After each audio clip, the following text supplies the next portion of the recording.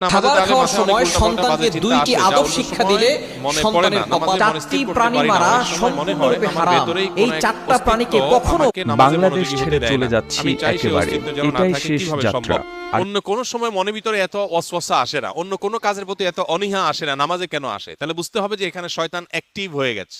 একজন ইমানদার এই ধরনের পরিস্থিতিতে আল্লাহর প্রতি ঈমান তার আরো বেড়ে যাবে। এক সাহাবী এসে জিজ্ঞাসা করেছিলেন, ইয়া রাসূলুল্লাহ, আল্লাহ সম্পর্কে আমার মনের মধ্যে বাজে চিন্তা আসে, আমার পেরেশান হয়। তখন নবী করিম সাল্লাল্লাহু আলাইহি সাল্লাম বলেছেন, যাকা নফসুল ঈমান, এটাই তো ঈমান। তোমার মনের মধ্যে আল্লাহ সম্পর্কে বাজে চিন্তা আসছে, তোমার খারাপ লাগছে, তার মানে শয়তান তোমার ঈমান হরণ করার চেষ্টা করছে, তুমি লড়াই করার চেষ্টা করছো, তোমার ভিতরে ঈমান আছে যে, এটা বোঝা যাচ্ছে এখান থেকে।